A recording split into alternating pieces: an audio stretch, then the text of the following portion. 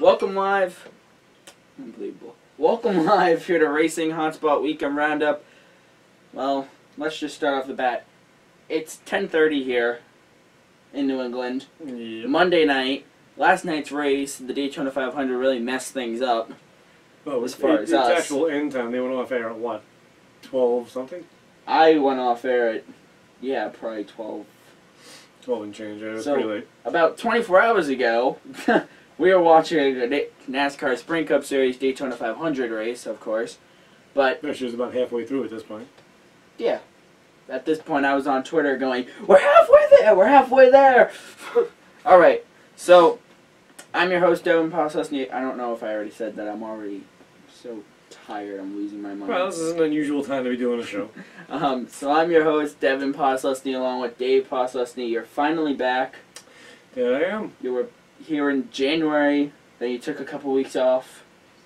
I started off the every week last week. Now you're here every week. We plan to have you here every week. Try to be. Try to be. Either in studio or on Yeah, if I'm tape. here at 10:30 on a Monday night, I'm pretty sure I can pull it off.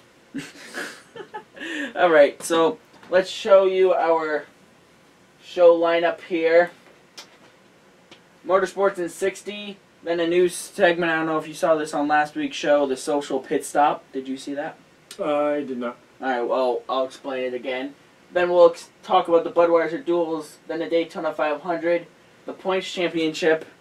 Ouch. Yeah. Ouch. Well, that's because you cheat. No, I don't. Then we'll go to the final lap. And, yeah. So, You keep saying this, but I don't think you know what it means. what do you mean?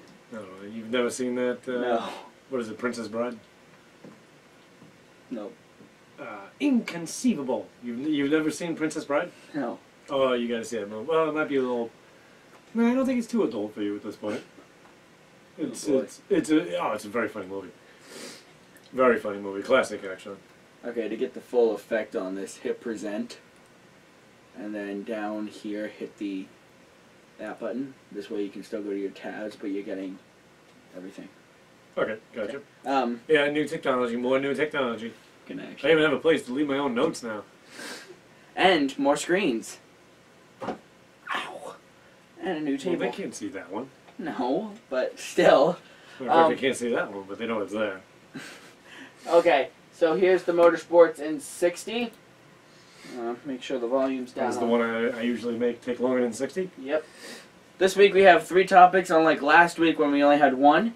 So, NASCAR Camping World Truck Series opened up their season on Friday night. Here's your top 5. Ron Hornaday finished 5th. Ryan Truex finished 4th. Johnny Sauter finished 3rd. Timothy Peters finished 2nd. And Kyle Busch won the race with a last lap. Yeah, he was Move. dominant the whole time, though. Yeah. NASCAR Nationwide Series raced on Saturday. Sorry, I just realized I had the notes on the timer, not that. Here's your top 5. Elliott Sadler finished 5th. Kyle Busch finished 4th. Trevor Bayne finished 3rd. Brad Keselowski finished 2nd. And yet another close finish with Regan Smith winning. Then Supercross. This is going to get me, I know it. Justin Brayton finished 5th. William Hahn finished 4th. Ryan Dungey finished 3rd. Ryan Villapoto finished 2nd. And Ken Roczen. I think, yeah. Rocken. And just bear in mind the 60 seconds is not because of me. Believe it or not, actually it wasn't. So there's your Motorsports in 60. I'm sorry if I seemed like I was talking really fast. Oh, now to your top 5. Well, you only give yourself 60 seconds. Well, it's for entertainment purposes. Yeah, to watch you fail. Shut up. Okay, so now moving on to our social pit stop here.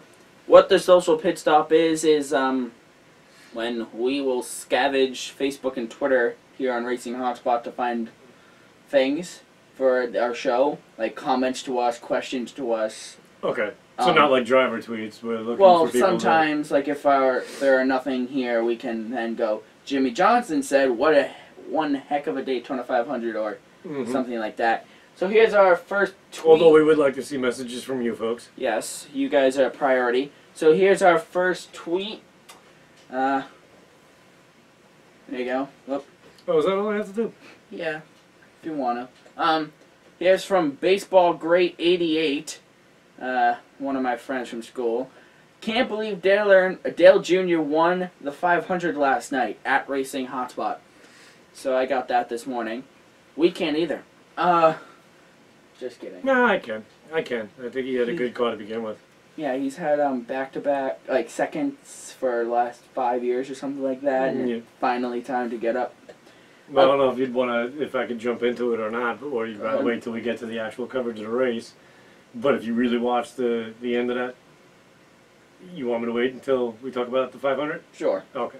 Okay, so Third Rail 00 was responding to my top 5 post or tweet at Racing Hotspot since he won last night. It's now at Dale Jr. I had wrote out Dale Earnhardt Jr. because he wasn't on Twitter at that point, but now he is, so it's at Dale Jr. Dale Jr. wasn't on Twitter? He was not. Wow. Even Mark Martin has somebody that does Twitter for him. I know he doesn't do it himself, but... I know Tony Stewart doesn't have a Twitter either. Martin's old enough, I'm not sure if he actually knows how to use a computer. Oh my god. Yeah, it's kind of like our cameraman. So, that ain't right. Okay, last tweet here. Just a simple Twitter tweet. At Dale Jr. Joined Twitter after the 500 last night. As of 10:58 a.m. this morning, he had 338,000 followers.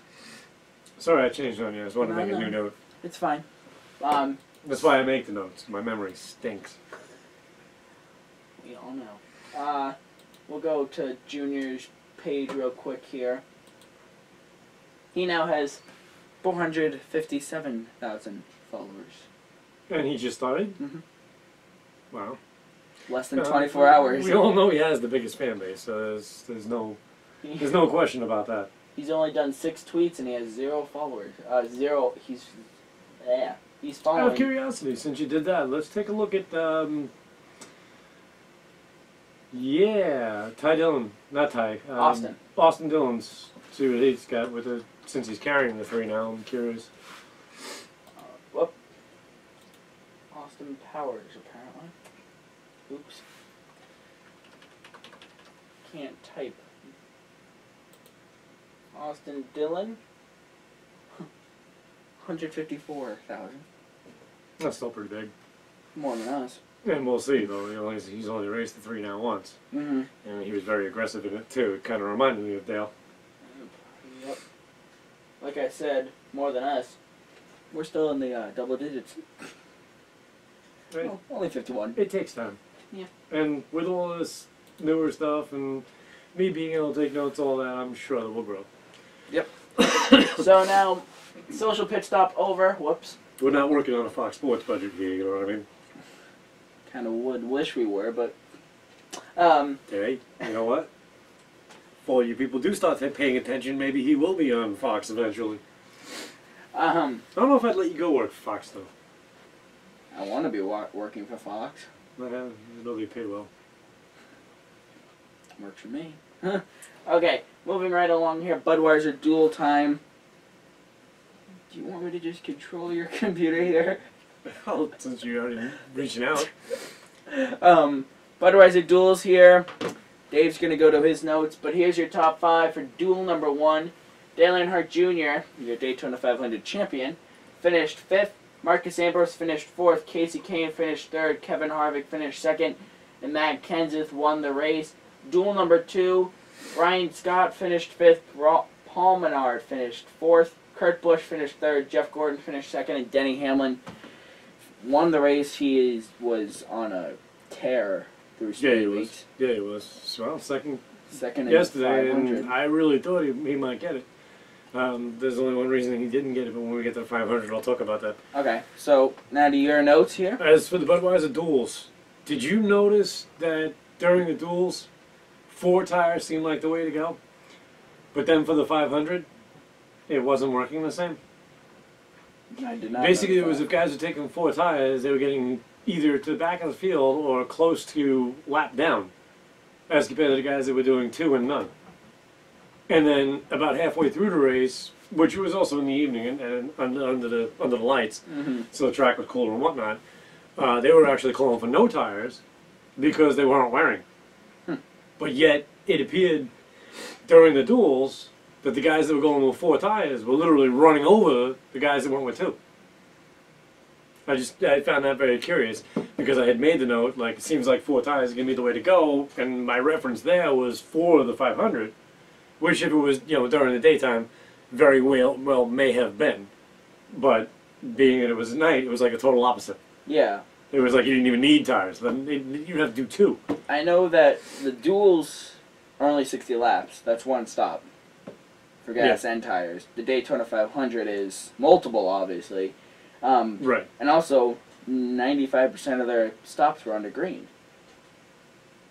If you think about it, a lot of the cautions were toward the end, within like 20 laps of each other, right. And they were already done good to the end.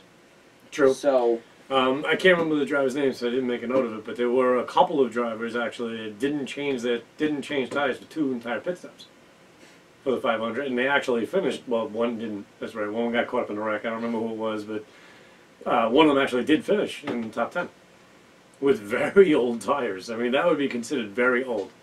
Well, then again, the track was washed. Yep. So maybe the track was the conditions were different. Yeah, well, the guys were saying beforehand that it was going to be greasy at first because of the fact that the track got washed, but it didn't appear that way at all. I mean, they were running when that restarted. They were 3 wide for how many laps? I mean, the entire pack 3 wide, rock solid, nobody shifting around, no nothing. I mean, they had like the perfect grip. Yeah. It was like the ideal situation for them, even though it wasn't expected. Yeah. You think about these guys, those cars have been sitting there with daytime setups when that race started. So once they got out there, you would have expected, oh, this is going to be terrible. And it wasn't. It was like utterly perfect. They were 3 wide, 10, 12 cars back. I mean, it was craziness in the beginning. I was watching that and going, this cannot last. And it did. They didn't wreck. I was like amazed. Well, but that's when they started talking about tires. How they were saying the tires just seem to be like fantastic right now. Yeah, and I know that they had weather on the way, as we all knew, and I was following that while the race was going on, going, okay, come on. Oh, yeah, okay, so halfway, okay, we're halfway. All right, come on, Mother Nature, whatever. I had the satellite on, and what was funny too is because every time they would show, was it Mike Joy? Every time Mike Joy showed the satellite, it was like it was ahead of ours. Did you notice that on screen? How, like, you were looking at this much space on the map between the green and the track, and theirs looked like it was like closer. Yeah. But then you saw it going up too, so you knew they were going to make the race because that was at least a couple hours, a long way across Florida. But it was funny. As soon as we made halfway, I'm like, all right, don't need the radar anymore. We're good. No, I stayed with the radar the whole time. But I was curious what the crew chiefs were saying to the drivers. That's why I was watching it going, I wonder if they're saying go for it, go for it, go for it, because they're looking close. Because it kind of came across and then started like a northern run. Almost like what Darrell Waltrip says, the car's going around, keep the weather away. I don't know. The vortex. Yep, the vortex theory. And as I was saying on Thursday night, first race was clean. As you have it right there. Yeah, actually, that was one of my notes too. The first race was very clean. And it was funny because I was saying to my mom, I'm like, alright, so it always goes this way. One race is clean, one race is crazy. And last year, it was one race had like a couple cautions, second race had a little, so it was leveled out. Mm-hmm. This year, it was like, alright, you're clean, what is this race is going to look like? I'm thinking, oh geez, this is going to be a wreck fest. And nothing. Yeah. And then coming to the checkers, which we'll have video for you in a second, they wrecked, but that was only because Jimmy Johnson ran out of fuel. Yep. If Jimmy Johnson had run out of fuel, 120 laps of pure I was so upset when that happened. Oh, wow. Hey, I'm not a Jimmy Johnson hater. As a matter of fact, sometimes I think some of the people that made comments, like I follow one on Facebook, which you might see once in a while, was it Jimmy Johnson bashing book or something like that? Sometimes I look at what the people comment on there, and I'm like, oh, come on. I mean, you got to be realistic. The guy is an excellent driver. Yeah. He's got an excellent crew chief, an excellent team, an excellent owner. Why hate him? Yeah. You know, I mean, it is annoying that he wins too much because he likes to see other people do it, but I don't know. I think that seems to me like a little old school. Like when people hated Dale Earnhardt. A lot of people hated him. Actually, I was one of them because he stole a championship from Mark Martin. I don't know if you're even aware of that, but he did. It happened. It was a points thing, and it was something that Senior created, but I won't even get into that. But I didn't like him either. You know what I mean? But now we all respect him. Yeah, I used to be an Earnhardt hater. And it's until we lost him, you didn't really realize how important he was. Yeah. Well, Johnson's the same way. That's the point I'm making. And they shouldn't bash him so badly. Because if we do lose him, well, everybody... hopefully something like that never happens. But like say, even to the day when he retires, which I think is a long way away, if he does, it's going to be a loss. Mm-hmm. All of a sudden, you're going to have that void. Like anything in your life, that whatever you seem like you can't stand or whatever, when it's gone, you realize that you realize you kind of needed it. It was like, damn, I loved hating that. Well, and it was funny because I don't know if you caught this when I did the remember Dale Earnhardt Senior show on Tuesday. I talked about what happened after his death, and I looked up a percentage. As soon as he was out of it, NASCAR lost a lot of fan base because they were like, my guy's not in the race anymore. Well, Dale Earnhardt had equal amount of people that loved him that hated him. Yeah. So he had like a 50-50 type thing. Like Junior, God, he's probably, even more popular than his father was. Because half of his Earnhardt Senior's fans went to Junior. More than half. Well, but it was just amazing, and also some of the fans left because they went, this sport's not safe. Are you kidding me? And then, I said, I'm sure there were people that did that, the Hans device was mandated. Closed-face helmets were mandated. All the rules were a big difference. Safer barrier was Danica Patrick's wreck. I'm going to get to the Daytona 500 real quick here and just touch on this. Yeah. Danica Patrick's wreck showed everything that has been done for safety in that sport, short of the softball. Because she actually didn't hit one. Yeah. Where she hit is not normally hit, so they didn't cover it. My recommendation to NASCAR, add it, although that car proved itself. From the in-car cam, from actually watching it, all of the above. That was amazing. That was amazing. That was a hard hit. That was like a 195 mile an hour hit. I'll find it for us. Keep talking. No, I just, there's the proof of how far the safety has come. Because if Danica Patrick would have done that in 99, 2000, she could have been severely hurt. It's possible she wouldn't have even made it. Yeah. Okay.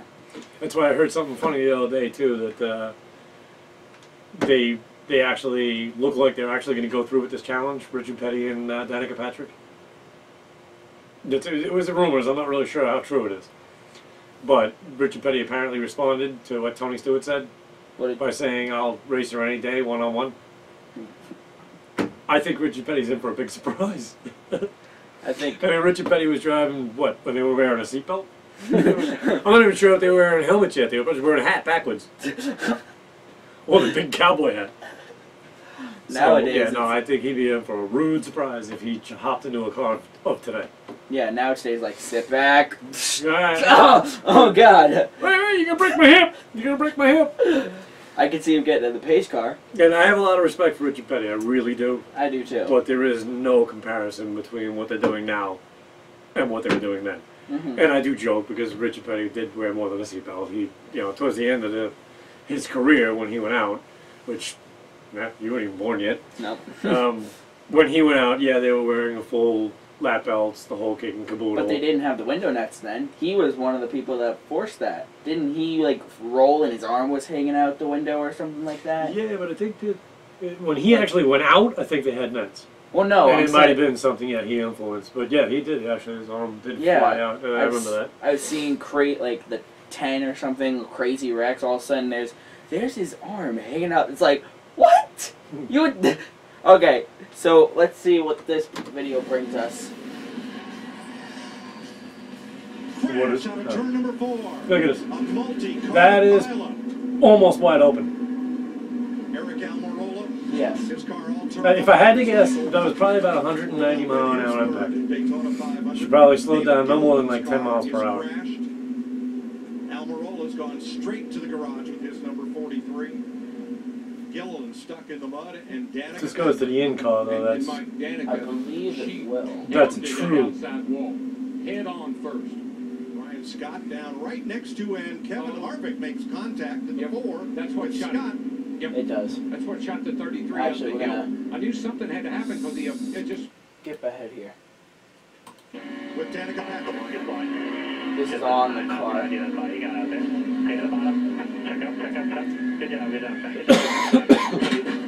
Now, Maybe 15 miles an hour.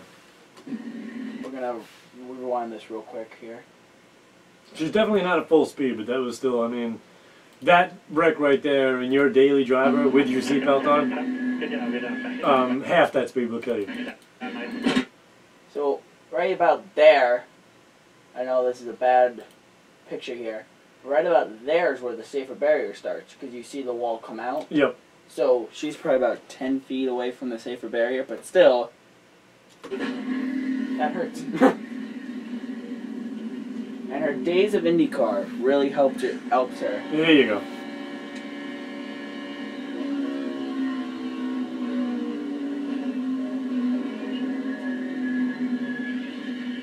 Big one. That was violent. But because of how that seat was designed, how that Hans device holds her, all the belts, the whole kit and caboodle, she barely even moved. Yeah. It was obviously a. I'm sure her innards that are being held by seatbelts probably took a little bit of a beating. Well, you saw her head jolt, but before senior, her head would have went, like, totally moved. It only moved a little bit. But, yeah. And Yeah, direct wall impact is not a fun thing.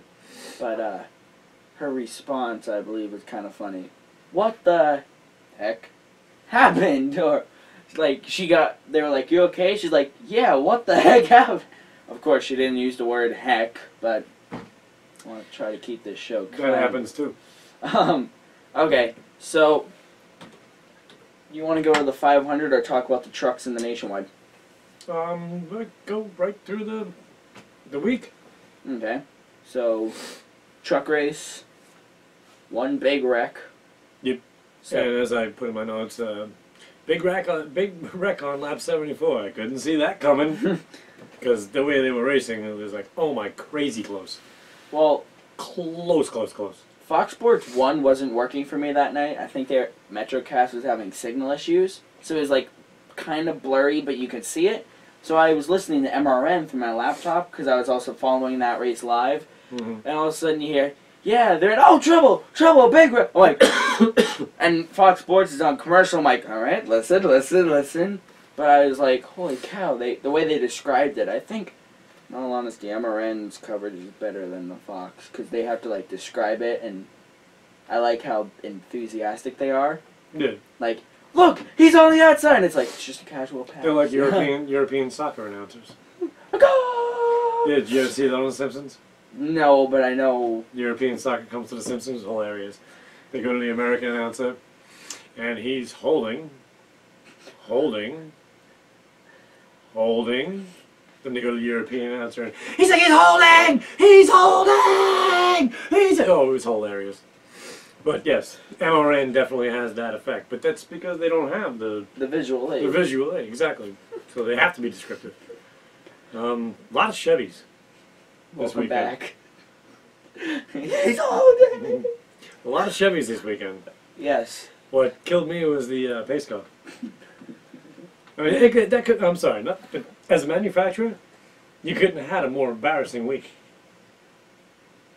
Your pace car Yeah, went on fire. But it wasn't anything that they had. It was an extra battery to run the lights.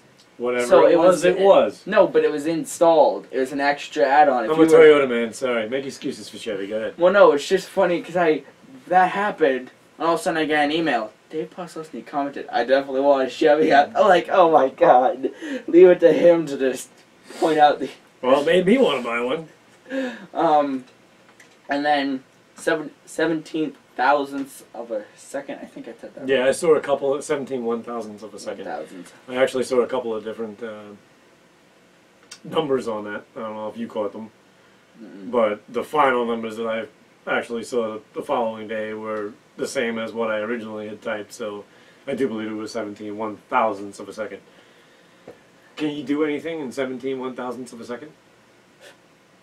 Nope. You can't. You can't even process a thought that fast. I don't know. I actually researched it. You cannot even process a thought that fast. The time that it takes, the pain when you smack your finger to your brain for you to realize it hurt, It's slower? is slower. Wow. That's Isn't it? fast. Well, you're talking about 17 one-thousandths. So take 1,000, and then take that line and go to, say this is the 1,000 mark from my hand, go to 17. It's like over here. That's a timeline of 1 second. It's extremely fast and very close. And But yeah, that was a great finish too. It was a very, very close finish. And of course, I'm happy. Well, the funny thing is that's so fast, but yet it's like a hood in the trucks. Yeah, actually, they said it was like 4 feet. Yeah, and it's like... Yeah, but the 4 feet is 195 miles an hour. No, I know, but it's funny because if you look at I pictures... can with the measuring, but I can't do that one right now. But it's just funny It's how too late. you look at the pictures and you go, it's 4 feet. And it's that fast? 17. How is that possible? Now, Well, what was there was another one. I think you The had Nationwide tagged on. series. Yeah, Nationwide was pretty damn close too. Yeah, that was... But that's 13 100ths, I believe. Yes. That was actually kind of funny because... So that's like almost a car length. Yeah. Well, I put that note in, then you came in, you deleted it. Did you realize that? No. Yeah, I wrote the note in, it was right on your marker, and then I came back a couple minutes later and it was gone. I'm like, rookie at Google Docs. Alright, new bullet, retype. New technology. You'll just have to retype. Sorry. Well, one little No, input. I did not know. I guess, what was my cursor already there? Yeah, it was already there, and I typed it, and then I guess you typed something which deleted it. I'm not sure. Yeah, it was probably that one. But I guess moving on to now the Nationwide series. Yep. So you brought up Kevin Harvick's son trying to start the car. Anybody who caught that, it was awesome. You couldn't get footage for it. No, I couldn't. Ah, it's too bad. The only reason I didn't note of it because it was absolutely hilarious. Little guy standing on the seat with hands on the wheel, mama right there. Big smile come to his face. Reaches right for the switches. Mama's hand comes in, puts his hand back on the steering wheel. She pulls her hand out, big smile, goes right for it. He wanted to start that car so bad, and there is obvious he knows how. So she had to be right there, and I think it was like probably 5 or 6 times. I think I She had to stop him from doing it. It was hilarious. I'm pretty sure I saw that on with the duels. He put him in the car in the duels. Well, it's a good luck thing for him now. Well, yeah, but they had a video of it, and he's like, Maybe it did happen in duels, because what I watched was a replay. okay. So maybe it happened in the duels, and then they were showing it as a replay, while it was Yeah. inconvenienced by having to fill time. But you said pretty clean race, and I agree. Yeah, I believe so. Close racing, freight train style, which I don't really like when it's line. Well, to me, they've gone back about 10 years. Because that's how it used to be. It Yeah. used to always be that way. It was this huge pack, and they were just like all over each other. Actually, it's kind of how we lost Dale. But you don't like it, you say, what's better? Did you like the tandem? Because that, to me, is boring. No, but I liked how when the 500 restarted, 3x3x3x3. Just the same thing, except 3 rows instead of 2. Well, no, but earlier in the 500, they were all in a line on the top of the track. It's just like, it's like, Daytona is supposed to be 3 wide packs, somebody goes, and they all wreck. Follow what I'm saying? Yeah. I don't See, know. I'm not big about wrecks. They're exciting, don't get me wrong, but it's like I worry about the drivers. Well, no, I'm not. First thing I do is wait to see them, the net's down, you know, and then TV acknowledge that they're all right, they're getting out and whatnot. But then you put, when was the last time we've seen a super speedway race without a wreck on the last lap? Yeah, what was it, Talladega? It was had to be like 5 or 6 years ago. Yes. Actually, it was last year. Was it last year? Wow. You know, and I was thinking about this. You had said to me off camera, how do I know, like, to find these things? Memory. I know that you have the memory, right? You can't. Yes and no. Well, sometimes, but like me, I'm able to be like, oh, yep, there it is. You know what I mean? Like, I don't know. Yeah, what is? What are you referring to me trying to find? No, well, you said, how do you find these videos? Because, like, I found the Clint Boyer wreck. You just go to YouTube and type them in? Basically. Well, I understand that. That's nothing to do with memory. No, well, with this, I had to think back and be like, hey, listen, the way you keep cheating me in the points, you gotta do Hey. some work around here. Hey. So it's better I make the note and you find the video. It's the producer's job, am I wrong? Okay, so here we go. And it's coffee, folks. We're asking a lot to run over 5 miles without another caution. I think Jimmy Johnson right now, he's got 2 wins. He's got Last Talladega race when it was delayed. whatever he has to do. This was the one that they... The spring Talladega race. There was no wreck. Nope. Not Not at all. And I heard them go into the first turn. Yeah, I think I remember. I thought it was a few years ago. It was like a miracle. I know last year's Daytona Nationwide race in July, they had that, but I couldn't find any video of it. Like, only had onboard, they didn't have this. Kansas is able to drop in behind the Edwards. Now we'll see what happens. Here they come to the white flag. 1 lap to go. And it's a race from here on, no matter what. See, I like this. You can leave out the wreck, in my opinion. Well, this is the type of racing I like. How they're close-knit and packed. Up the middle, coming back. Help from David Reagan. Up to the bumper of Carl Edwards. This is when Reagan won. His teammate Gilliland is the pusher. They're right on the bumper of Edwards. Is there anywhere to go? Reagan to the bottom. Gilliland with him. David Reagan, July winner at Daytona a couple of years ago. Gilliland with him. Edwards up top. Michael Waltrip to help. And here they come on turn 4. Push, boys, push! Push hard! Edwards high. Reagan comes out. Carl is blocked. Gilliland has got it! He's got it! Racing is in the victory lane at Talladega. Reagan first. Gilliland second. How about that? Oh, yeah, baby, yeah! They were excited. What an unbelievable run there. Typical Fox Sports announcing there. Okay. Well, speaking of David Reagan. Women. Oh, I'm sorry. Reagan Smith. Ouch. You have your bad days. I do. I mean, I have bad days. Yeah, bad days every day. Hey. Okay. Well, I just realized something. We're probably like an hour into the show without a commercial.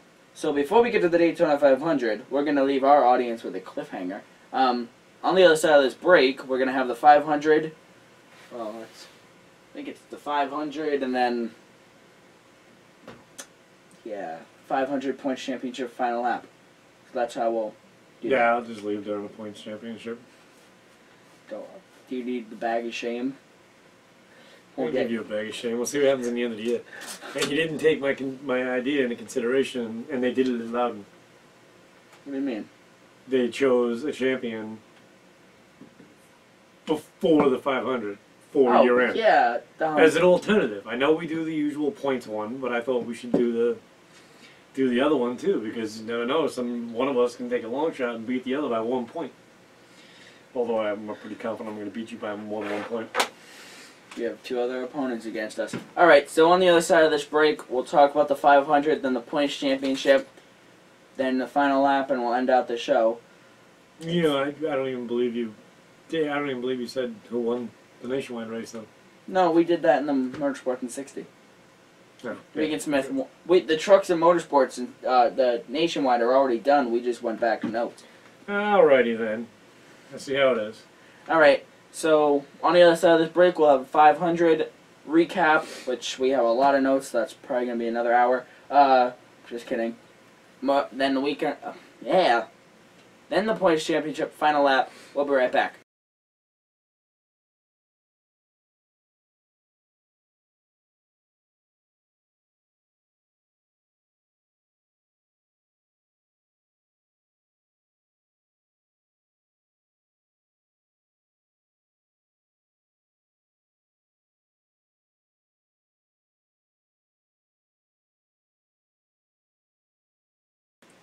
Welcome back live here to Racing Hotspot Weekend Roundup.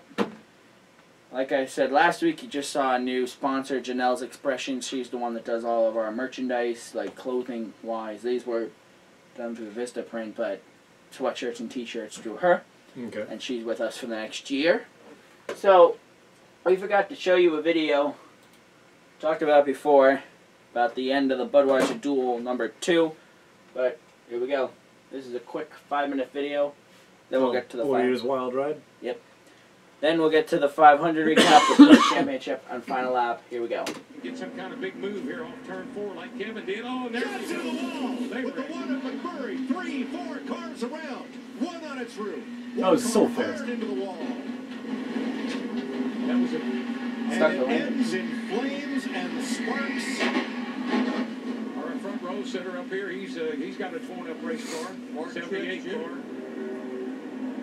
Jimmy Johnson, he looks okay. Front end of his car on fire. McMurray crawls across the start-finish line to earn a spot in the 500. The field is frozen as of the caution flag. And Jamie McMurray's car all torn up. 59.5 great laps, and then this. I just didn't have a good feeling when Jimmy Johnson and Jeff Gordon got side by side. I felt like that was not a good move for either one of them, and of course we had trouble.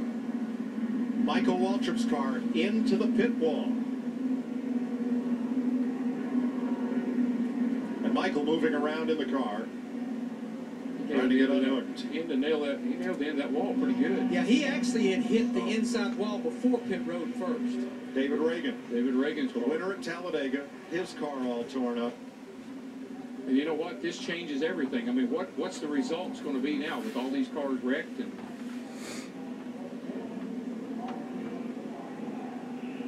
Wonder how many people had to run. We're going to have to wait for an official That were finish. there when the call was coming But it in. looks as if Casey Mears, who had to stop, Good point. did so, avoided calamity, Yeah. and makes the 500. Michael Waltrip climbs out with a badly damaged car. And yes, as Jeff Gordon and Jimmy Johnson got side by side, the air over both cars seemed to stall them, and everyone else felt a sense of urgency and a need to move. well, let's see what happens here. The 48 and the 24, they get side by side. Here comes McMurray. Menard had a fast car all day long, and here comes McMurray, and he just gets a little bit of piece of that 48. A lot like happened in the Unlimited. Looked like Jimmy's car just got loose and spun. Look at Clint It Boyer, was that such a 15 fast car flip. get up in the air. Thing went off. They did a 360. I mean, that's in slow-mo, you know what I mean? It was Unbelievable. Real The speed. It's barrel like, roll and came wow. right back down Yeah. on its wheels. And he'll cross the start-finish line because it goes all the way across the infield. The race is over. You gotta wonder what direction you're pointing in, too. Ride with Jimmy Johnson. Well, he had said that as soon as he That car just stepped down a lot rolled like and he did landed, Saturday night, Mike. he just put it in Somebody got gear, alongside of it, man, and then he drove just away. nailed McMurray again. That was some I guess hard that hits shows there, how folks. durable these cars are. That was a double-double for Jimmy Johnson. Here's another look. Just this little bit of contact right there between the 1 and the 48. Yep, just enough brush on the back corner there to spin him around. And watch the 78 Truex. He was going to start on the front row of the 500. And he jumps on the brakes but comes right into it. Warriors and There's Clark that car. Cam, I believe, is next. Pretty badly before it's all over. Now, Remember the Labonte brothers who were 30 seconds back of the field? Yeah. I believe they both drove their way into the Just couldn't get away from each other, couldn't Yeah, they? officially, they're both in the top 15. What is up with these cars tearing up grass? Oh, They're me. so low. Clint I know, Boyer but like the spot, the got splitters. enough air time to qualify for his pilot's license right here. That's how quick this is. I mean, he did not even have time to react to the fact that he was going over. Stay buckled in. Nothing else is going to hit you. You're not hitting anything. Turn left if you can. Turn left if you can. Turn left if you can. Finish the race. Start finish at your pit box. Start finish at your pit box. One more run more. Reach transponder box. Okay. All right, let's have a look through our Fox Super Zoom.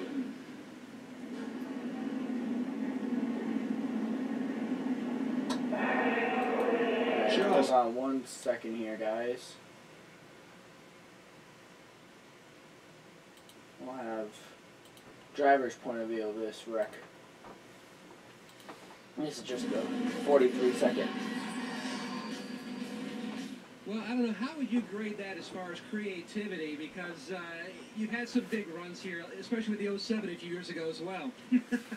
I would grade it as a fail for sure, but you know, I think the 48 they said run out of gas and kind of put us all in a bad situation, and I felt somebody hit me. I was like, oh boy, what's that? It's an eerie silence right there. But It's incredible. He was still driving when he was upside down. What's going to happen when she lands? And heck, he was pointed the right direction. I just kind of downshifted and drove back to the pits. I said, But you did stick the landing. exactly not how I wanted that to happen. But you did stick the landing. I would say perfect landing. Yes. If it was Olympics, he probably would have taken gold. A little Olympic connection there. Alright, so we just want to show you that real quick. Now moving on to the 500. Here's your top 5 results. I know that some of you probably joined us last night around this time with about 20 laps to go. With our live streaming coverage, I know the quality wasn't that great, but you got to hear the race audio, so that was good. I know some people weren't able to watch it on the television, so they were able to go on YouTube and see it. Here's your top 5. Finishing 5th, Jimmy Johnson. 4th, Jeff Gordon. Brad Keselowski finished 3rd. Denny Hamlin finished 2nd. And, of course, Junior Nation was partying all night last night. Dale Earnhardt Jr. won the race. He's got that many followers overnight. I'm pretty sure they were partying all night. The car, Junior's car, didn't get through a post-race inspection until 5:30 in the morning. Well, So, and then their hauler actually arrived at noon today in Charlotte. well, the They car's didn't have, taken away from no, them anyway. I know, but it was just. His car doesn't get to leave the track. Now when it wins the 500. Yeah, it stays. It's actually in there. In the exact way he got stepped out of it. Mm-hmm. Dirty and nasty. Which actually they do have the option to clean that up. Did you know that? No, I didn't. Yeah, why would you though? No, well, Show- Rick Hendrick had said like, oh well, we could take it back to the shop, make it all nice again, and bring it back down to Daytona. But why would we? It shows what It's a winning car, Yeah. exactly. It's like the diecasts that you can buy like that. yeah, which I wouldn't, but you can. we have a couple in our collection. Of course, those are like 1 in 500. Actually, I saw a really nice cabinet. Speaking of the reason I've been coughing, and I do apologize for that, I was at an auction earlier today, as Devin knows, and I've never been to this place before, and man, the air in that place was just terrible. But one of the things I did see auction off today would have been great for you. It was actually this really, really nice wooden case with a glass front that slides out, and all spaces. I don't think it was intended for it, but they would actually fit the 124th die casts perfectly. It was a really nice cabinet. Believe it or not, though, it's over $150. I would actually have picked it up if it would have went like less for like $50 or something. I would have said, hey, you know, because it would be nice in here, Yeah. like across the top or something like that. Anyhow, back to Daytona. So, but it was funny because Hendrick posted on Twitter or tweeted on Twitter the car hauler back and it was open and it said, I think we're missing something because it was just the backup car, but Junior was still in Daytona and it's just amazing how fast the teams could get home. Like, the hauler probably didn't leave until 1 o'clock in the morning. Yeah, these are guys that do this for a living. Yeah, I mean, and also it's the middle of the night. Nobody else is on the road. right. They can just. And if he gets home, the faster he gets to see his family. Yeah, but it was just amazing how it's noon the next day after being up at midnight last night. Well, they actually said during the race too that I think they were showing Johnson's team at that point. Johnson's team actually went back and forth the whole week. They were going home at night and then coming back in the morning. Yeah. And even the day of the 500, they landed at 6 a.m. in the airport next door. 6 o'clock in the morning. And they were still there till what? That's a long day. I know that one of the drivers, it was Truex. He was already home before the race even restarted. With the rain delay. When his engine blew. Oh, yeah, they packed up and they left, and Truex tweeted, he's like, I'm home watching the 500 on TV. Wish I was there. Somebody else had made the comment that they wish it would have happened earlier or before the rain so they could be home watching it on TV. I don't remember who it was. I think it was Larson.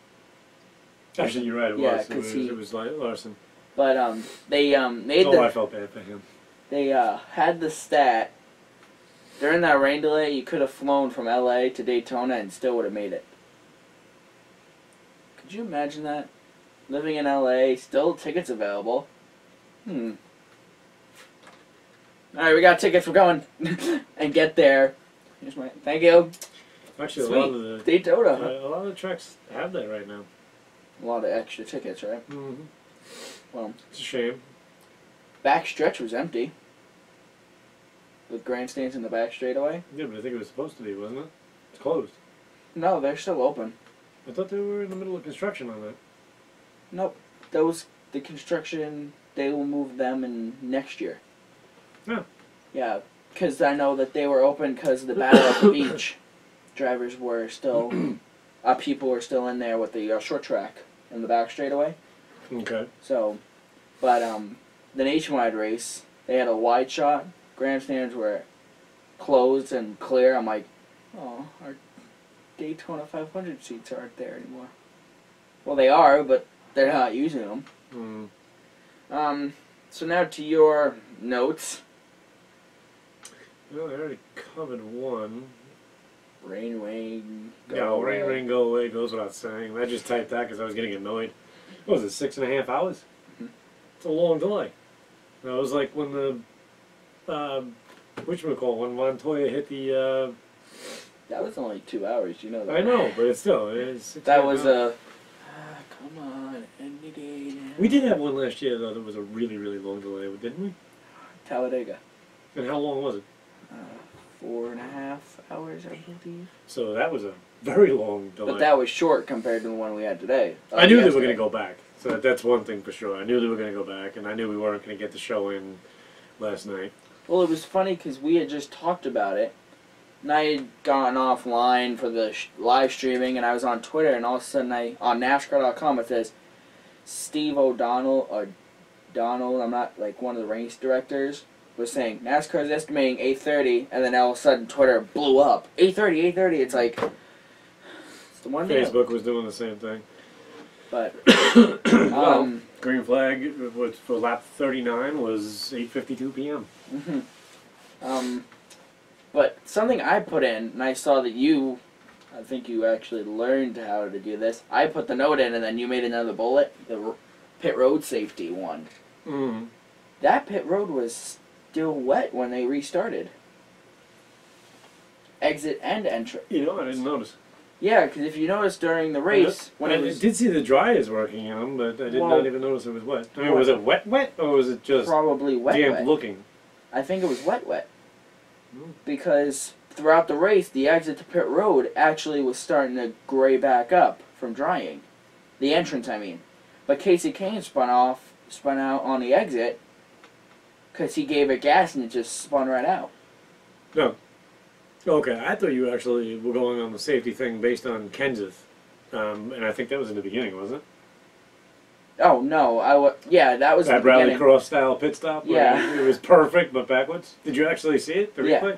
I mean, literally, he put it in the spot, and then he just pulled right up a little bit to get the back end in. But yeah, but I was talking about some of those pit stops that those drivers were making coming from 200 miles an hour to the pit road speed, I was watching that going, they're not going to make it, they're not going to make it, they're not going to, because it was all wet. Mm. And I understand NASCAR's thinking, okay, when these guys are slow, the tires can make grip with the water. Because on pace laps, if it rains, they keep going.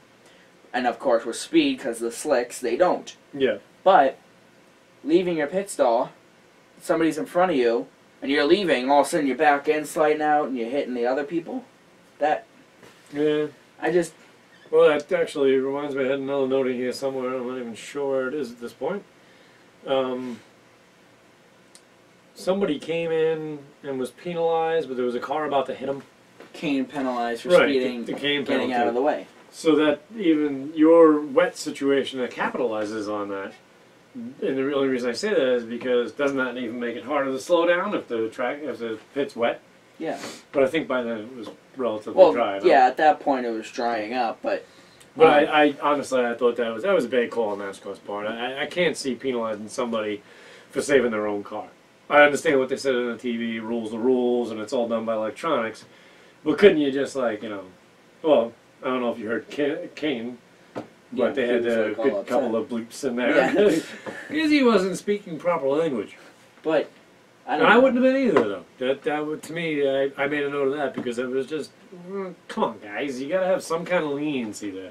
He purposely sped up, and you saw it because there was a car about to hit him. Yeah. What would you do? I'd do the same thing. Well, if that To me, happened, that was an uncommon sense penalty. Mhm. Well, It now, just made no sense. if that happens again, I'd stop and have the car hit me. NASCAR, buy me a new one. No, Yeah, I don't think it works that way. I know. That's but, about as good a job of fighting the penalty.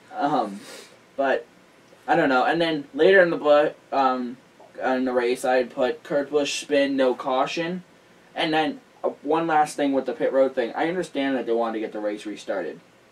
I understand that, and I see why they might have been like, all right, let's go get the pit road to condition this way they can pit, but those exits and entrances were not. They mainly focused on just the pit road. But in all honesty, those turn 4, that entire runoff area is used when the drivers are coming. Yeah. You saw Danica Patrick; she was And like they're trying way. to get down the speed. So Yeah. I can see the difficulty. She was in also that. making sure that she didn't hit anybody if she slid, but she was like in the way. I So- honestly didn't even notice that it was wet. So when you're making those notes, you may want to actually, just add like a wet, Yeah. and this will all look. You know what I Yeah. mean? We don't watch the race in the same place. I watch it from home. He watches it from home, or my grandfather's house. So Yeah, this sometimes. new note system is great, but it's a good idea. I mean, obviously, if you put wet, when I saw that come up, I would have been looking for it. You know what I mean? But and then Kurt Busch later in the race spun off turn 4. He was able to save it. He slid into the grass, but he was able to back up and be able to get going. But did NASCAR not throw a caution because weather was coming? I don't know if the weather was that close at that point, and they have some pretty good meteorologists working that. So, yeah, I think they just wanted to get it finished. And I got to be honest with you, if there was no real reason to call caution, which was there, No. he was down off the track, so And he let saved go. it. No debris or anything. Let it go. Speaking of... The Bushes are incredible at saving cars, aren't they? Mm. Both brothers. As you had just said, the meteorologist, I had read somewhere that they actually, NASCAR, positioned people across Florida. Like somebody was in Orlando. Hey, it's starting to rain here, it's 5 o'clock. Like, and they were able to gauge how fast it and was moving. Orlando is out from Daytona, Yeah. so yeah. And they like had somebody on the Gulf Coast of Florida. Starting to rain, 3 o'clock. Starting to rain here, Orlando, 5 o'clock. Okay, 2 hours to make it across. So now, how many hours? You know what I mean? I think, but that was something I found interesting that NASCAR was doing. Well, if you said you started watching the radar on WME1, there is a clock on it. Yeah. Watch that clock. It's fast. You can look for it carefully. It's usually about 45 minutes. Yeah. And you can basically go by that clock. And, okay, it's 45 minutes. It's moving that for 45 minutes. You can usually even take your fingers, go to the screen, go like so, and go, okay. So in another 45 minutes, and you can actually measure it. I do it with snowstorms all the time. They don't deal with those in Daytona. Would make things interesting. Snow on the high banks. That'd be pretty cool. Talladega got snow. They could Yep. sled Yeah, I down saw those. pictures of it. I sled think you down. posted them. Yeah. Then you had put. Yeah, well, we already touched on Danica's hit at 145. That was a rough hit. Mm-hmm. And then you had put, I feel bad for Kyle Larson, Dylan's way of assuring Rookie of the Year. We'll leave the other comments out. It's about his dad, my brother. Why? Do you ever feel like you would hear from me? Hear about it? Eh, Oh, not worth it. whatever. He's a conspiracy theorist. Anyhow. But yeah, I did feel bad for Kyle Larson. Did you notice that almost Austin Dillon was like angry at somebody last night? Like after he got I in think that he was wreck? aggressive the whole race. Well, I know, but It was like all of a sudden, like, yeah, I hate to even bring this up into it, but like the ghost of the three came back. Because he was acting a lot like Dale Earnhardt. Mm-hmm. Earnhardt was a ruthless driver. You got in his way, he moved you. Yeah. And that's kind of what happened between him and Lawson last night, too. Maybe his grandfather was like, hey, you gotta step it up, show that you deserve to be in this, and maybe after you got in that Yeah, wreck. let's not overdo it. Let's be our own personality. That's the way I see it. I don't Austin Dillon doesn't come off as a Dale Earnhardt. It's not the same kind of man. Mm-hmm. And plus Austin's way too young to even compare. So to try to recreate, that's a bad idea. So I hope that his grandfather didn't tell him to be more aggressive. But I mean, if he is, he is. He's going to create his own pot, and he's going to have to boil in it. Because the guys today are not going to take it like they did back then. I mean, intimidator. He was called that for a reason, because he genuinely did intimidate the best drivers out there when he was in their review. Yeah, but nowadays they look at this and go, "This is a Well, rookie." yeah, somebody like Tony Stewart, he's just going to wreck you. Yeah. You'd be like, okay, you're getting annoying. So today's day and age is not the same thing. And I hope he doesn't do that. I really don't. Yeah, Tony Stewart. That was actually another note I made, though. What were we saying about Tony Stewart? Tony Stewart's back. Yeah. And he said that he was glad he got in a wreck in the Sprint Unlimited to see how his leg reacted. And he was like... I don't think he was glad about the 500, though. Well, no. Well, I know he wasn't glad he wrecked in the Sprint Unlimited, but the next day he thought about it and went, wow, my leg's like doing really good. I'm actually kind of glad to have a test. And there was his test. Of course, in the 500, he was upset. You can be tested so many ways, though. That's the whole thing. I mean, you really think about it when it's an injury. Head-on impact is completely different from a side impact, or completely different from a rear impact, and he's only had one test. Well, now, two. Yeah. Kyle Busch finishes backwards, as you put. Yeah, that was actually, I just did that one because I remembered it. I just thought it was fun. Yeah. I'm a Kyle Busch fan, so it was like great to see him just... And he was actually moving, too. He was going pretty fast in reverse. And that was after he got started again. He was in the wreck, and then he just, instead of turning the car around, just threw it in reverse and flew it. Yeah, down the line. Down the pit road. I thought that was great. As long as you pass that line. Then you said, could Dale take it all the way this year? What do you think about that? He's in the chase now. You know? He's locked in. He's done. What do you mean he's locked in? He's won a race. He's in. Yeah, see, that's the whole thing. What if 26 guys win races? Well, the top 16. Okay. As soon as they make the 16, So that's it. What if 26 guys... Those so the first 16? Yeah. So if out of 16 races, which I've done my research in the last 5 years, there have not been 16 different winners in a regular season. I did not understand that as the way they were working it, but I didn't read that deeply into it. The last couple of years... So no matter what, since he won the 500, he's in. Yep. He's done and done. With 25 more races to go. He's done. Okay. But I did my research in the off season, and it showed that the last couple of years, and it's obvious NASCAR did their research. Last couple of years, the only year, I believe it was 2011, there were 16 different winners through the entire season. 16 different individual drivers. So now, is that including the chase? Yes, that's the entire season, the full 36. So NASCAR did their research and Right. looked at it and went, Well, Huh. actually, yeah, in 2011, weren't there like there was like a dramatic amount of wins from all the guy. Who was the champion that year? that was Stewart. Stewart, yeah, because Edwards had won. like a ton of wins. Yeah, Stewart he- had like a ton No, of wins. Edwards didn't win any that year, actually. He won one. You remember that? He was points, Oh, yeah, and that's Stewart right. was wins. Actually, I was in Florida for that 500. I wasn't at the track, but I was down there. That's right. And this is something I was talking about. Now that Junior's in, if you think about it, till now until Richmond in September, right? Yes, September. Mm-hmm. Okay. The only tracks that are in the chase that they don't race at are Chicago and Homestead, and those are only one-timers. But every other race that's in the chase, they race it twice, or at least once. Right. So what would my suggestion be to Dale Jr.? This upcoming week at Phoenix, use it as a test session. Prepare yourself for the chase. Like, use it That's as... actually brilliant. Okay, Yeah, how I'm does with my- you on that one? How does my car react in the draft at Phoenix? Because he All right, doesn't have Steve, to necessarily yeah, worry about winning. He's already in, and even if he wrecks the cars, he But doesn't... yeah, he's still talking prize money and all of that. No, part. I know, It's but- important to finish.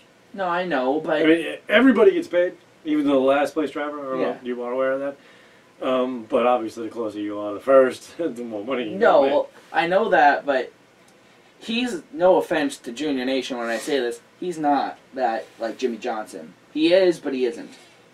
When it comes I to just some read, tracks, it's... thanks to NASCAR Illustrated. Thank you, NASCAR Illustrated. I just read an article about how closely the two teams have actually been working together.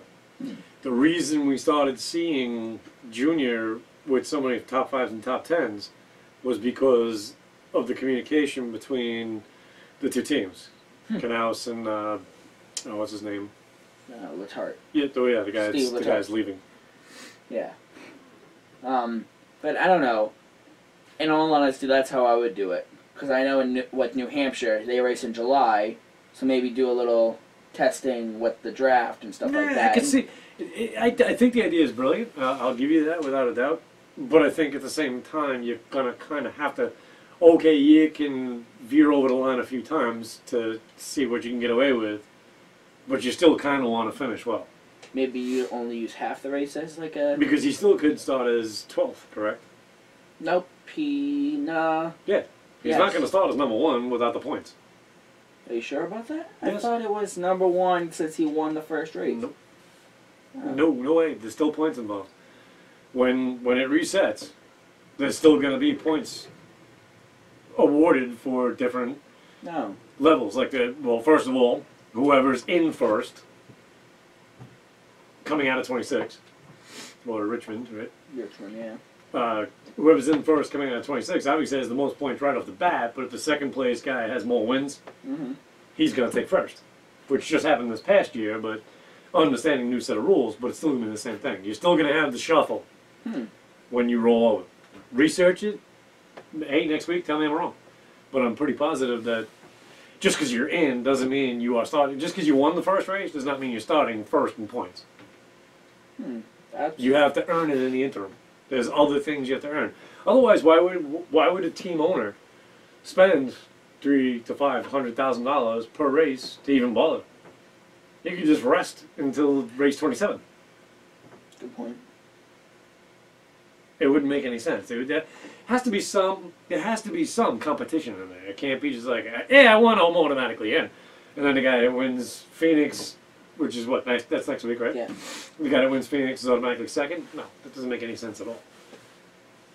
Okay. So check into it. Let me know I'm wrong. Okay. So... I'll be impressed.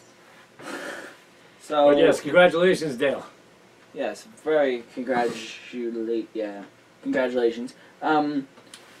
One last note, I'm sure you saw it. Blocking. Yeah. Do you know what I mean?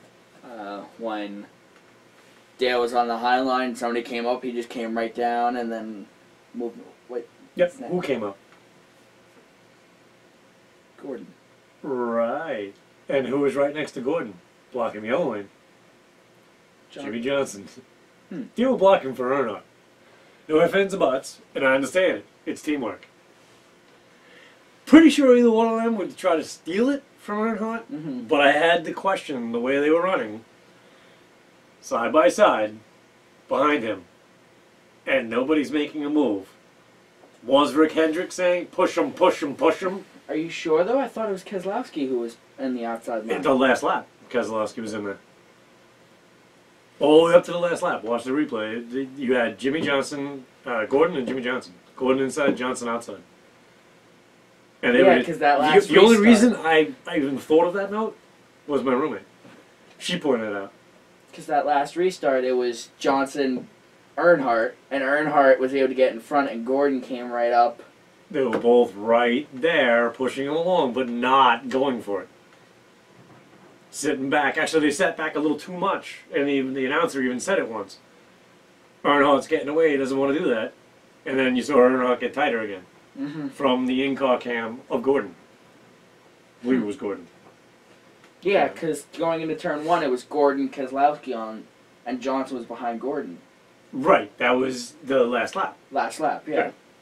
But they were blocking the whole time, and then once Gordon got in there, or actually, I believe it was, yeah, actually, I remember saying it. When she pointed it out, I brought up the fact that I go, look, Keselowski's having none of that. And he came around, that's right, he came around Johnson and got in between them.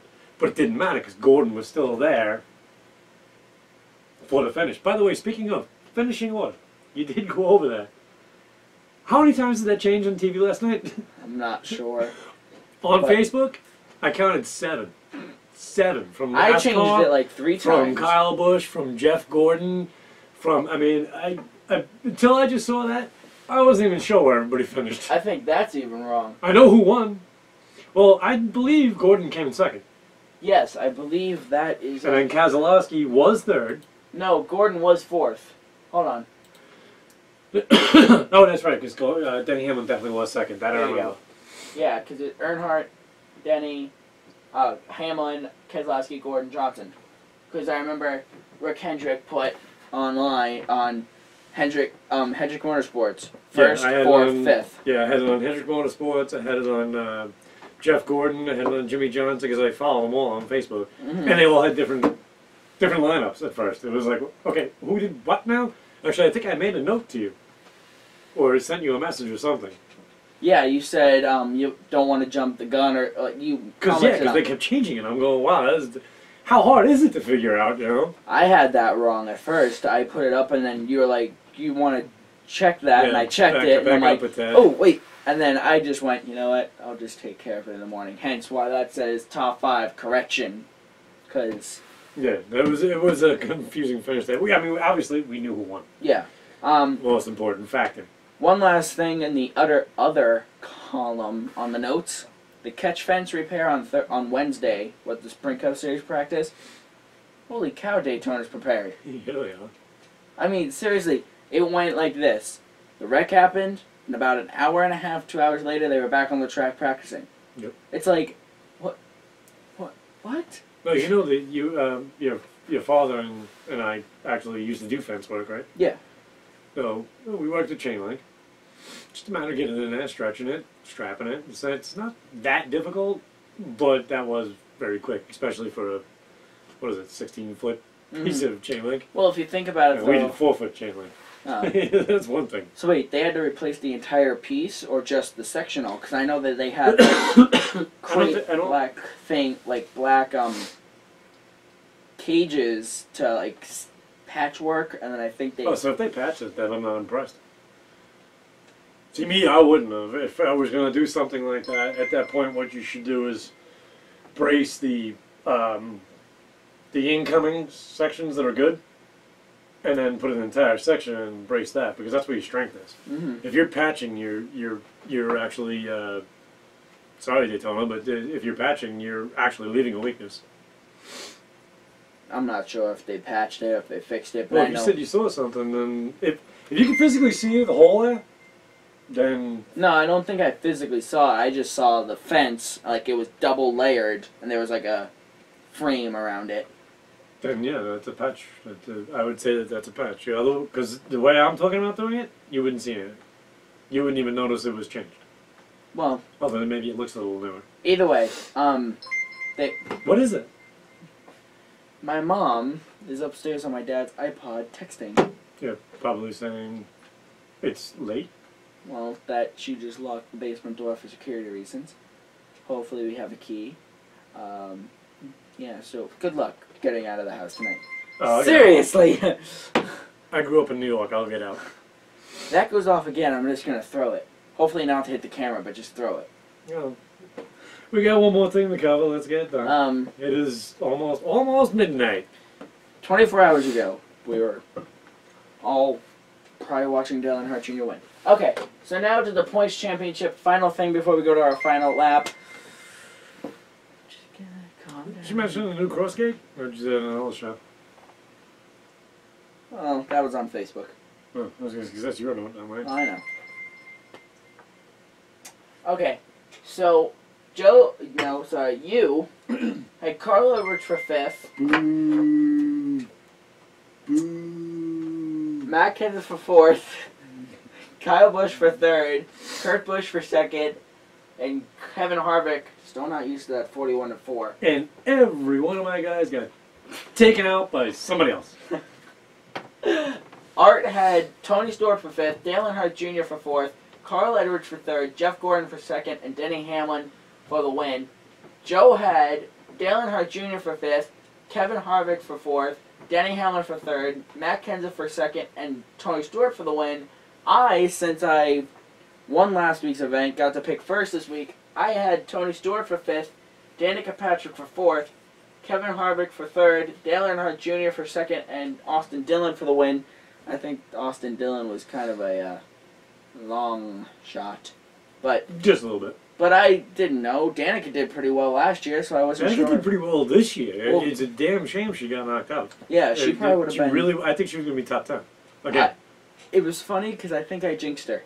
Because I was watching the race going, holy cow, I think she might actually win this race. Oh, we got a bigger. I'm like, oh, no. I don't know if she would have won it, but I think she was doing really well. It was kind of a shame that she got caught up in somebody else's thing, but that's Daytona. Mm-hmm.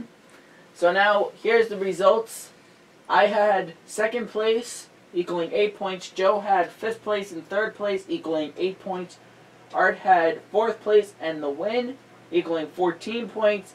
And if you do the math correctly, that equals 30 points, leaving Dave on the outside, looking in, with 0, yet again.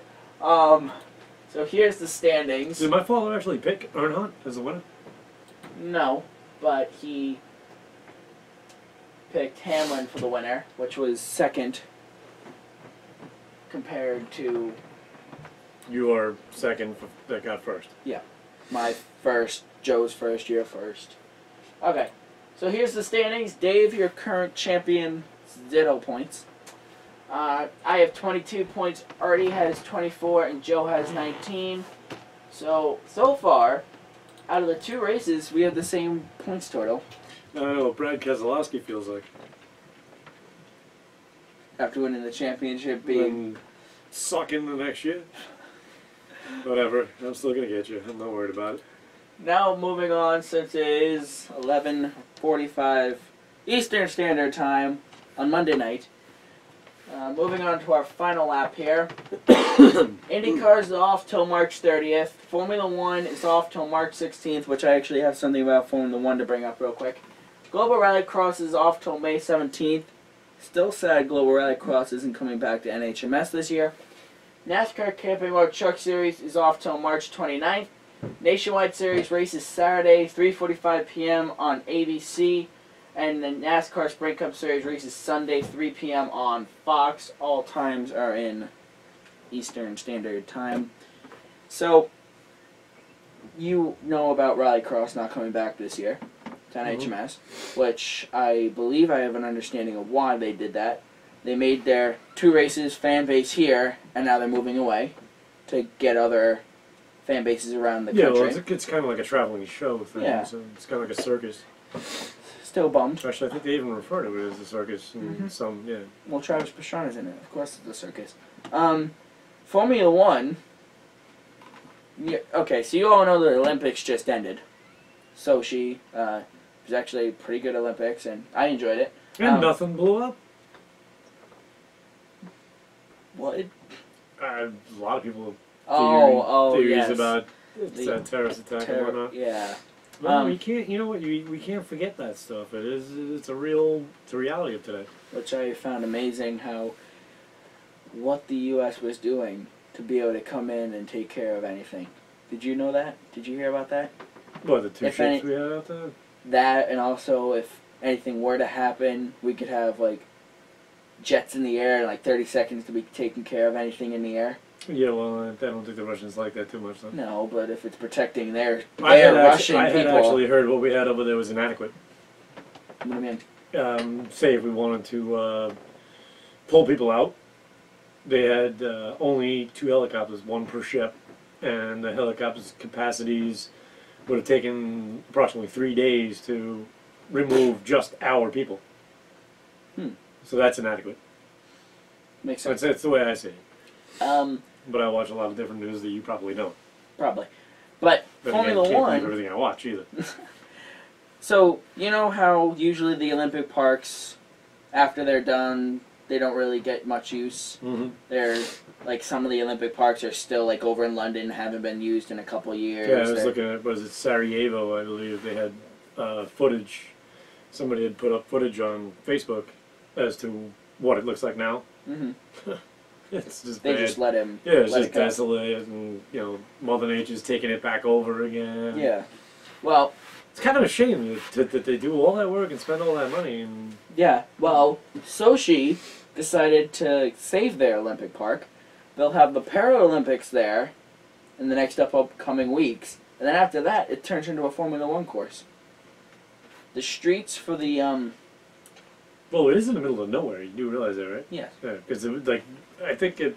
I'm not 100% sure I'm correct on this, but I think I had seen something that actually showed. Basically, it was just like a giant mountain valley that there was nothing, and then all the work they did and created that. So it's like literally in the middle of nowhere kind of situation. No, I know. But what they're going to do is the streets in the Olympic Park, they're actually going to, transform it into a Formula One course for Cool. the Russian Grand Prix. So, Cool. the Olympic parks are going to still be able to be used in the, I think, like, they're going to have soccer events and, like, some of the old, like, the open arenas that were used for other winter sports are now going to be transformed into summer sports stuff. Basically to take all of the stuff and transform it into modern day, everyday use for Russia, and then Formula One course. Cool. I hope people use it. Because I So think it's kind of a shame that all that time and money goes into things and it becomes Sarajevo. yeah, so that I found that very interesting. My dad brought that up to me this morning, and I was like, really? So I did some research, and as soon as the Paralympics are over, they're gonna be all ready, and hopefully to have. So it's going to be a Russian Grand Prix instead of our Jersey one? No, well, not this year, but next year, hopefully to have both. Mm-hmm. I've been hearing that for years. Yeah, I know. Okay, so current time on the It's time to go to bed. is time to go to bed. It's 11:49. We started this show around 10:30, so this Good luck editing this Yep, one, buddy. this Glad I show don't do that. this show's gonna take like 4 days to upload. So, Then again, you're the one that hired my mouth. well, I told you guys this is gonna be an extended show, so. That was a long week of racing. Yeah, exactly, and here's the extent of it. So now, we are back full-time. Well, plan to at least, every week. I will be at least. Just some quick Racing Hotspot news in the last couple weeks. I don't know if you heard about this. Racing Hotspot's now your home for U.S. Legends cars. Okay. We're going to be following the Grand State Legends cars and the NELCAR Legend Car Tour, which races, the NELCAR Legend Car Tour races in the Northeast, mainly in Maine and New Hampshire. And we'll be following them a little bit. I assume you're probably going to tag along for a couple events. Probably. But mainly we're going to also follow Grand State Legends cars since they're right there. So, yeah. And then, They're not soon, are they? for us, No, yeah, well, like, you said tag along with a couple of, say, in Maine and stuff. Why would they sue us? No, they're not Oh. soon. Oh, soon. No, in April. April 12th Okay. is when they're first. So I might not be able to make it in the beginning. Oh, they go through September, so you'll be there for a couple events. I'm sure I will. So yes, we're back now for the next 10 months. Way to look at it, kind of scare you. So Well, you know what? The drivers do it. I'm sure we could do it. we did it last year, and it just went right on by. Okay, so we're back now. I've now said it like 7 times. Next race is Phoenix. Hopefully we'll be on time next week, because this show's probably going to be... Well, bear in mind it starts later because it's over there. Yeah, 3 o'clock start, so we might have to move that show back now. I don't know, we'll talk. Or Monday or something. Monday or... Well, either way, keep informed on our Facebook and Twitter page. Facebook.com/RacingHotspot, Twitter.com/RacingHotspot, or @RacingHotspot. But until we see each other, like I said, stay up with those social media sites for all of our news updates. If you have anything you want to tell me, just share it on Facebook. I'll share it to our page. Okay. Well, I've been you've doing done that. I keep posting you things. That's right. Our season's just started. Like I posted you the thing from Loudon doing the championship thing that I guess you ignored. I didn't ignore it. I was busy with everything else. Wow. Hey, I'm supporting 2 social media sites, notes, now editing. What do you do? It's a tough life. What do you do? Come up and be like, notes? Alright, let's do this. That's it! You just arrive and That's there. it, huh? All right. Then again, you have your own life. I But do believe the original purpose of putting me on the show was to make the shows longer with more content. you Think are, we've done that. Yeah, you've successfully done that. And let me ask you a silly question. Actually, we'll go off that first. Okay, so Technological question. next weekend we'll be live at some point. Weekend randoms now moved to Tuesdays, as you know. See, I had this last year that it's just a constant routine. Now it's the off season. It messed me up. So join us next week after the Phoenix race. Same place, same time. I'm Devin Poslusny. Dave Poslusny. Good night, everybody. Good night.